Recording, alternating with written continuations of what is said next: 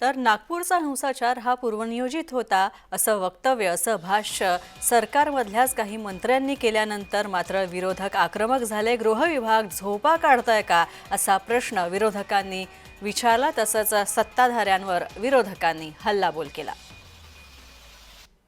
ही मागणी आणि अशी अनुचित घटना शहरात घडू नये यासाठी काय उपाययोजना कराव्या लागतील, कारण की पोलिसांची खुफिया एजन्सी काय करत होती. मग एवढ्या मोठ्या जर जमाव होत असेल आणि पोलिसांच्या खुफिया लोकांना माहीत नसेल त्या क्षेत्रातील पोलिसांना, तर मग या पोलिसांच्या कुचराईमुळे हे झालं का, हे अनेक प्रश्न निर्माण झालेले आहे. परंतु आता इथे शांतता नांदावी, सगळे एकोप्याने राहावं आणि यासाठी आम्ही सर्व पक्षीय लोक एकत्रपणे शांततेचा संदेश लोकांना देत आहोत. जर नागपूरसारख्या गृहमंत्र्याच्या शहरात गुप्तचर यंत्रणा झोपलेली असेल, राजरोज एकमेकांवर दगडफेक केला, तर पोलीस झोपलेली होती का? याचाच अर्थ प्रशासनावर गृहमंत्रालयाचा कोणताही अंकुश राहिलेला नाही. आणि हे सगळं व्हावं यासाठी भारतीय जनता पार्टी, त्यांच्या अंगीकृत संघटना जाणीवपूर्वक प्रयत्न करतात असं तरी ओव्हरऑल मागच्या दोन महिन्याच्या घटनेवरून दिसतंय.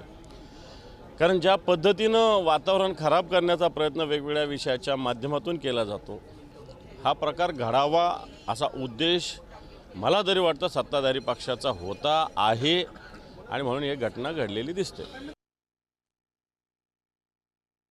समाजामध्ये कटुता निर्माण करून काही समाजकंटक अशा प्रकारचा वातावरण संपूर्ण राज्यामध्ये दूषित करण्याचं काम होतं आहे.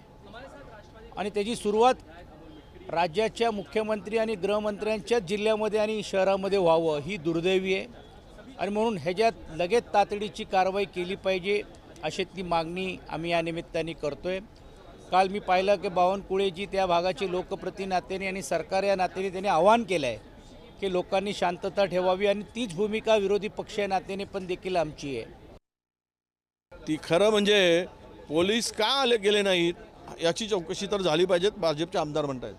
पण ज्या वेळेस हा कबरीच्या संदर्भात आंदोलन होणार होतं, काही हिंदुत्ववादी आमच्या संघटना त्या ठिकाणी ते आंदोलन करणार होते, त्यावेळेस तिथेच जर ते थांबवलं असतं तर हा प्रकार झाला नसता आणि या प्रकाराला सामोरंही जावं लागलं नसतं.